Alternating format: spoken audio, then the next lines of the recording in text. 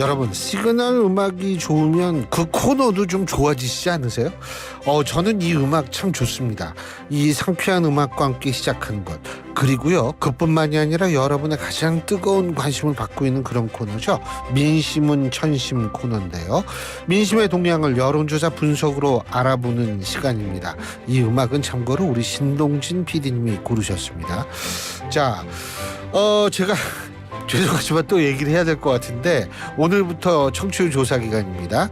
여러분들이 지역번호 02로 걸려오는 전화 꼭 받아주셔서 뭐를 들었느냐 기억에 의존하실 때 신율, 그리고 YTN, 그리고 뉴스 정면, 요것만 딱 기억해 주시면 고맙습니다. 승부는 물론 당연히 기억해 주시면 고마운데 승부만 기억하시면 좀 헷갈리시니까 딴 프로그램 이름도 또 비슷한 게 있거든요.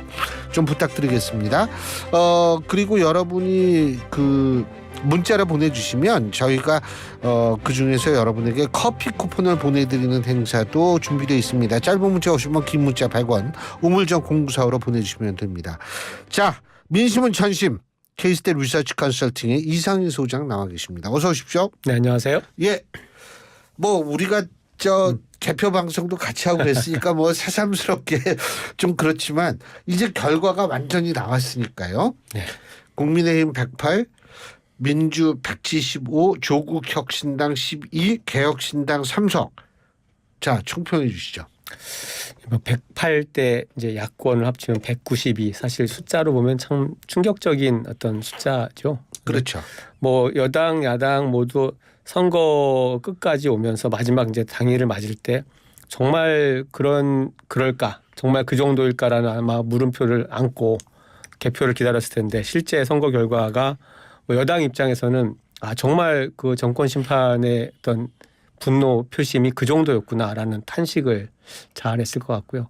뭐 야당들은 정말 이 정도까지 되나라는, 사실은 그런 기대를 하면서도 뭐 개헌선에 육박하는 어떤 야권의 압승이라는 것들은 희망이었을 수도 있는데, 정말 그렇게 근접해가는 어떤 결과를 보면서 아마 야당도 많이 놀랐을 것 같아요. 근데 국민들은 모르겠습니다. 제 주변에 이렇게 몇 분하고 얘기를 해보다 보면 그 정도였나 보통 사람들의 생각이라는 그 물음표를 던지면서 뒤에 가서는 그럴 만도 했지 않을까라는 얘기들 많이 하더라고요. 자, 이번에 저희가 이번 시간에 말씀드릴 여론조사는 딱 한 가지만 가지고 말씀을 드리겠습니다. 에너지경제신문 의뢰로 리얼미터가 대통령 국정수행평가는 전국 18세 이상 남녀 2010명을 대상으로 한 조사고요. 정당 지지도는 전국 18세 이상 남녀 1005명을 대상으로 대통령 국정수행평가는 4월 8일부터 12일까지, 정당 지지도는 4월 11일, 12일 양일간 실시한 ARS 조사고요. 자세한 사항은 중앙선거 여론조사심의위원회 홈페이지를 참조하시면 되는 바로 이 여론조사를 가지고 이제 집중적으로 얘기를 할 텐데요. 자, 하나씩 여쭤보겠습니다. 이게 투표율이 원래 높으면 분노 투표일 가능성이 높죠.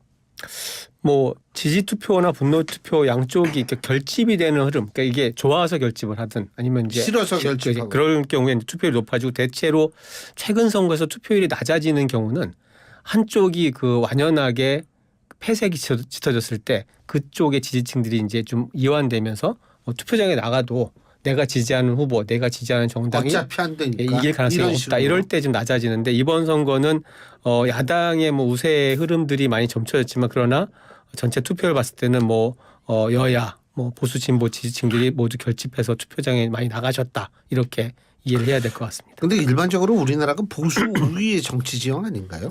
그렇습니다. 전체적으로 이제 이런 보수와 진보를 구분하는 뭐 방식은 여러 가지가 있고, 이렇게 그 주관적 성격이 강하니까요. 보통 이제 여론조사에서 물을 때는 선생님 본인이 생각하실 때 보수적인 어떤 편이라고 보시느냐, 혹은 뭐 진보적인 혹은 중도적인 어떤 편에 속한다고 이렇게 이제 주관적인 자기 평가를 묻게 되는데요. 대체로 그 비율이 그러니까 보수가 진보보다는 약간 좀 높은 그런 것들이 아마 여론조사 그동안 이제 여러 조사를 보면 그렇게 나타나고 있는데, 이번 그 선거의 표심을 보면은 사실은 어떤 그런 이념 성향보다는 현 정부에 대한 어떤 평가 민심들이 더 강하게 작용을 했다, 이렇게 봐야 될 것 같습니다. 그러면 보수도 정권 심판에 동참했다. 그렇게 볼 수 있는 부분이 뭐냐면, 이게 그 이번에 사전 투표율이 굉장히 높았잖아요. 네. 31.28%가 보도 따르면 사전 투표율은 뭐 민주당이 압도적이었다고 그러더라고요. 제가 그래서 이제 선관위 이렇게 개표 결과 나온 것 중에 수도권에서 굉장히 그 접전으로 승부가 끝난, 예를 들면 이제 서울의 그 마포갑이라든지 예. 조정훈 후보가 뭐 몇백 표 차로 이겼죠. 예. 그리고 경기도 하남시의 죄송합니다. 예. 그 추미애 후보가 이제 이긴 지역을 이렇게 봤는데 그 선관위 자료를 이렇게 세밀하게 들어가 보면 사전 투표 개표 결과와 다른 결과가 구분돼서 있거든요. 실제로 그 수도권 접전 지역들의 어떤 개표 결과를 보면 사전 투표에서 민주당 후보들이 공통적으로 10% 이상 위에 앞서는, 결국은 그렇다라고 하면 최종 결과가 거의 비슷하게 뭐 몇백 표밖에 차이가 안 나는 초접전 지역에서 사전 투표에서 민주당 후보가 앞서고 본 투표에서는 국민의힘 후보가 앞서는 그런 흐름들은 그대로 있었다. 그래서 이게 사전 투표가 이제 지금 이번에는 국민의힘 보수 정당에서도 사전 투표를 강하게 독려를 했죠. 사전 투표부터 시작합시다 해서. 그렇죠. 그래서 이게 사전 투표율이 높았다고 해서 한쪽이 유리하지 않을 수 있다라는 어떤 주장들이 있었지만 최종적인 개표 결과를 보면 여전히 사전 투표에서는 그래도 민주당 후보 지지층들이 더 많이 투표를 했다라고 봐야 될 것 같은데요. 여기서 한 가지 이제 좀 과거랑 달라진 부분이 있습니다. 근데 그러면 대체로 이제 우리가 과거에 어떤 공식처럼 이야기하던 것들은 진보 정당 혹은 민주당 지지자들이 전체적으로 세대 구분해서 좀 이렇게 아래 연령대가 많다, 젊은 세대가 많다라고 하고, 그러면 사전 투표가 높고 민주당 후보가 앞섰다라는 것은 그들이 투표를 많이, 그 세대가 투표를 더 많이 한 거 아니냐라고 하는데, 이번에 사전 투표를 자체를 보면 사실은 5, 60대가 투표율이 가장 높습니다. 그러니까 이게 사전 투표, 예를 들면 선관위가 이제 통계를 발표한 것 중에 선거 인수가 있잖아요. 예.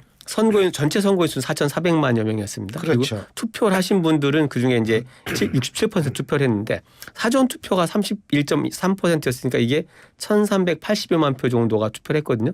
그러면 각 세대에 원래 선거인수가 있잖아요.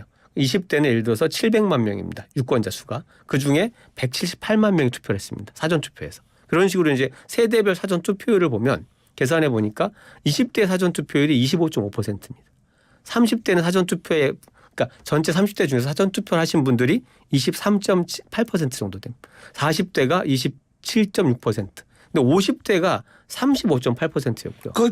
대선 때도 50대가 제일 많이 했을 거예요. 예, 그런데 이번에 더 높아진 거예요. 그 숫자. 그리고 60대가 놀라운 게 60대가 가장 높습니다. 40.8%입니다. 그러니까 60대 전체 유권자 중에 40.8%가 사전 투표를 하신 거죠. 그러니까 사실은 60대 경우에는 뭐 본투표율도 높았기 때문에 사실 뭐 사전 투표만큼 높았는데, 그런 이제 사전 투표에 그 각 연령층 내에서 사전 투표에 참여한 비율만 따졌을 때 60대가 가장 높았다라는 거죠. 그러니까 5, 60대가 굉장히 사전 투표장에 많이 있었다 보인다라는 어떤 관측들이 사전 투표 당시부터 있었는데 그 분석은 맞았던 것이고요. 그러면 5, 60대가 가장 그 적극적으로 사전 투표에 임했는데, 그럼에도 불구하고 예를 들어서 뭐 전국적으로 동일하지 않죠. 그러니까 수도권의 경우를 봤을 때 사전 투표에서 민주당 후보들 지지율이 더 높았다라는 얘기는 5, 60대, 50대는 원래 지금 민주당 지지세가 강한 것으로 우리가 그동안 여론조사들을 보면서 분석을 해왔는데, 60대에서도 사실 상당하게 이 어떤 야당 후보를 지지한, 내지는 뭐 정권 심판이나 견제에 동의하는 어떤 층들이 굉장히 많이 있었다라고 봐야 될 것 같고요. 여기에서 보수 정당이 지지세를 강하게 확보하지 못한 것들이 큰 패인을 이렇게 패배를 가져오는 원인이었다, 이렇게 봐야 될 것 같습니다. 제가 소장님께 그럼 이렇게 여쭤봐도 되나요? 이념 성향과 정권 심판, 정권에 대한 지지가 유리됐다라고 볼 수 있는 건가요?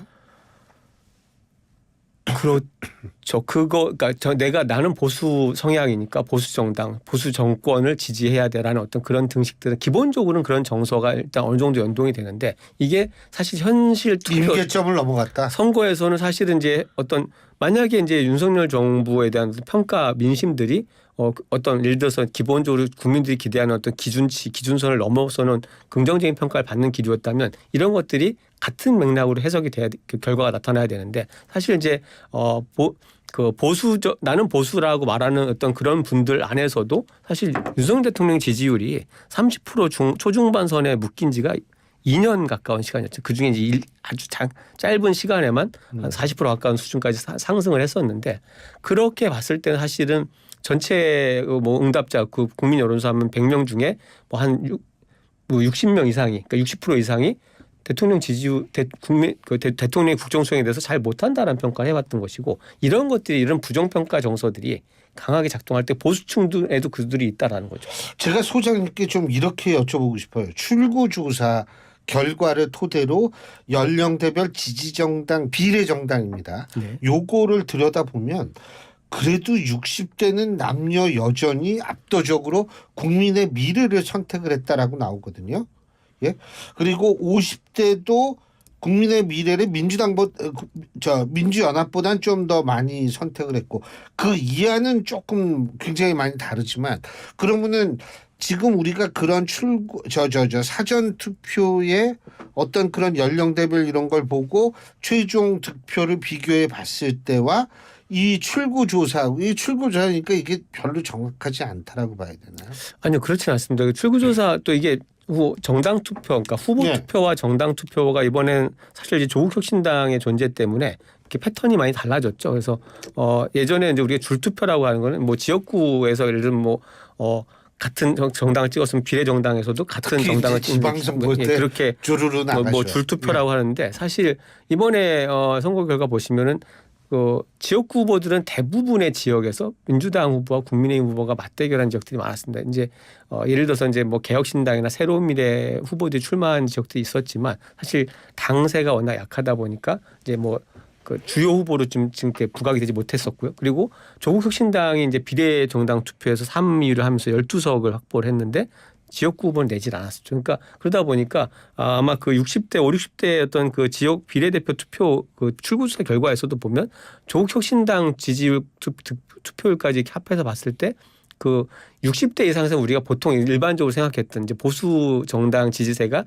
압도적일 것이다라는 어떤 그런 것과는 조금 거리가 좀 있었을 것 같고요. 뭐 우세하다 하더라도 그것이 예를 들면 지금 40, 50대까지의 어떤 연령 구성에서 민주당 지지세가 워낙 강했고 그렇죠. 국민의힘 지지율이 워낙 약세였기 예. 때문에 만약에 이 부분에서 선거 결과가 좀 이 판도를 뒤집을 정도가 되려면 60대, 60대나 70대 이상에서 정말 압도적인 지지가 나와야 되는데 그 부분이 사실 그렇게 강하진 않았다라고 저는 봐야 되는 것 같습니다.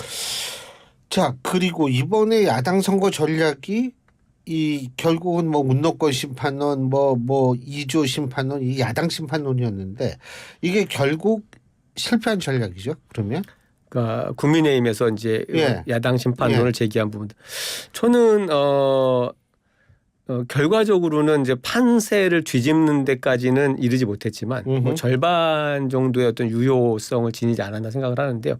어떤 뜻이냐 하면은 이게 사실 이제 이 표면적인 결과 아까 이제 108대 190이라고 말씀드렸는데 그런 선거 결과를 보면 야당 심판이라는 것은 전혀 안 먹힌 그런 선거로 읽히지만 사실 그 내용을 들여다봤을 때는 이게 지금 총선은 각 지역구의 이제 당선자 숫자를 합해서 우리가 판세를 읽잖아요. 근데 이 득표율이라는 내용면으로 들어가서 보면 좀 다르죠. 사실 이번에 전국적으로 그 국민의힘 후보들이 득표한 비율과 민주당 후보들이 득표한 비율의 차이는 5.4%포인트 차이. 예, 그거밖에 차이 안 나요. 사실 그 지난 2020년 8.1%잖아요. 그때보다도 더 예. 표차가 줄어들었는데 뭐 표차가 적어도 어쨌든 진 건 진 거고 이긴 건 이긴 거기 때문에 그 합을 하다 보니까 민주당이 대거 압승을 했는데 예.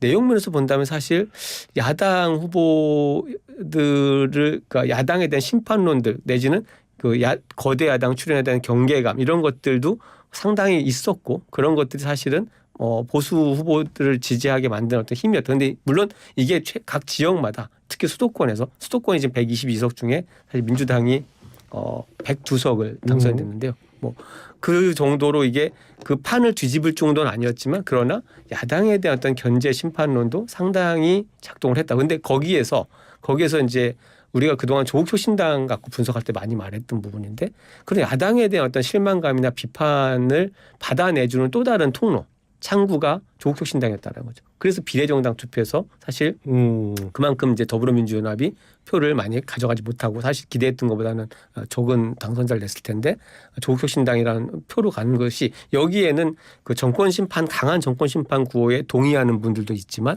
사실 민주당에 대한 실망감이나 심판론을 이야기하는 분들도 저는 있었다고 보거든요. 그래서 이게 전체 결국 선거 판세를 뒤집는 데까지는 가지 않았지만 야당에 대한 심판이나 견제론도 상당히 작동을 했다라고 저는 봅니다. 그 말씀은 야당 심판론도 전략적 실패라고 얘기할 수 없고 만일 꺼내지 않았다면 국민의힘의 의석이 더 적어질 수 있을 가능성이 있다? 이거는 이제 이렇게? 선거 전략에 대한 분석 부분에서 좀 다뤄봐야 될 부분인데 저는 이제 이게 한동훈 이제 비대위원장이 그 예. 등판을 하면서 이제 86 운동권 심판론 그다음에 야당 심판을 내걸었는데 어쩌면 이게 여당 집권 여당이 그 가져가는 선거 전략으로는 좀 부적절한 게 아니냐는 지적이 특히 선거 사후에 많이 나오고 있지만 그 시기 지난 연말 올해 연초 사이의 어떤 상황을 봤을 때는 이게 사실 이미 그 당시에 여당이 뭐 수도권에서 거의 전멸한다는 전 위기감이 들 정도로 굉장히 강한 어떤 그 비판 정서가 있었고 여당 여권에 대해서 그리고 선거 판세가 굉장히 기울어 있었기 때문에 여당이 어떤 그 뭐 정책에 대한 성과 어떤 일에 대한 어떤 그걸 가지고 예를 들면 선거 판세를 뒤집을 정도의 어떤 상황이 아니었다라고 봤을 때 좀 불가피하게 그런 그 네거티브 선거 전략을 채택한 건 아닐까라는 생각을 하는데요. 만약에 선거전이 좀 비등한 어떤 국면이었다면 사실 여당이 야당 심판론을 내거는 건 맞지가 않았겠죠. 제가 또 하나 소장님께 여쭤보고 싶은 게 만일 가정입니다만 조국 혁신당이 출연하지 않았다면 지금 의석 배수가 이렇게 됐을까요? 뭐 가정법은 좀 의미가 없습니다. 그러나 사실 이 어쩌면 이 투표율에 영향을 꽤 줬을 수 있다고 저는 생각합니다. 그래서 예. 이 조국 혁신당이 등장을 하고 그 돌풍이 불기 시작하면서 그러니까 어떤 이렇게 다층적인 심판이잖아요. 윤석열 정부도 심판을 하고 싶고 해야 되고 예를 들어서 뭐 공천 논란을 빚은 뭐 사당화 논란을 빚은 민주당도 심판하고 이런 분들이 사실 투표를 할 대상이 없다 이런 어떤 그런 어떤 뭔가 고민이 많아졌을 때 조국 혁신당이 등장을 했고 그걸 통해서 사실은 어떤 다른 어떤 분노의 그 표출들 표심들이 활동할 수 있는 공간이 열렸기 때문에 사실 저는 그런 부분들이 그 많이 지금 영향을 줬다라고 보는 편이고 만약에 이런 부분들이 없었다라고 했을 때는 과연 이제 어느 후보 어느 정당을 지지해야 될까라는 그런 고민이 깊었던 분들한테 투표장에 갈 동인들을 많이 그 빼앗는 어떤 그런 흐름도 있지 않았을까. 그렇다라고 하면 사실 투표 열기가 지금 최종 결과와는 좀 달랐을 수도 있다는 생각을 저는 하는 편입니다. 조국 혁신당이 굉장히 중요하다. 근데 조국 혁신당이 원래 뭐 더불어민주연합인가 그거보다 뭐 더 많이였는데 그런데 두 석 뒤졌어요. 이제 돌풍이 불 때는 사실 여론조사에서는 좀 이렇게 뭔가 이렇게 분위기에 이렇게 쓸려서 확 달아오르는 어떤 흐름들이 있다 보니까 실제보다 조금 이제 과대 평가되는 부분들이 있는데 뭐 그 부분이 조금 감해졌다고는 하더라도 사실 정말 이렇게 뭐 바람처럼 이렇게 여론조사에서 나타난 것들이 정말 그 표로 나타날까라는 관점에서 봤을 때는 사실 12석에 달한 24%가 넘었을 텐데 아마 그 득표율은 대단한 거죠 사실. 그 무효표가 뭐 제4당 수준이다. 이건 어떻게 보세요? 이번에 그 비례정당 투표 아마 그 투표용지 다 보셨을 때 투표하신 분들 그 엄청나게 긴 뭐 선거 투표용지 보시는데 130여만 표에 달하는 무효표가 나왔습니다. 통상적으로 우리가 그 선거에서 무효표가 발생하는 비율이 한 1.5%, 1.5% 정도인데 이번에는 그게 뭐 4%, 5% 정도까지 되는 것 같아요. 그게 개혁신당이 이번에 비례의석 2석을 가져왔는데 비례 득표약이 102만여 표 정도거든요. 그러니까 그거보다 많은 정도인데 이게 이제 좀 한 가지 저는 궁금한 게 투표용지가 너무 길고 어떤 그런 것들이 이제 유권자들의 어떤 투표 행위에 장애를 준 건지 아니면 정말 어떤 사실 이 무효표 중에 의도적 무효표도 있습니다. 그렇죠. 찍고 싶은 정당이 없을 때 그런 것이 이제 좀 규명이 좀 돼야 될 것 같습니다. 알겠습니다. 자 오늘 말씀 여기까지 듣겠습니다. 고맙습니다. 네, 감사합니다. 지금까지 케이스텔 리서치 컨설팅의 이상일 소장과 함께했습니다.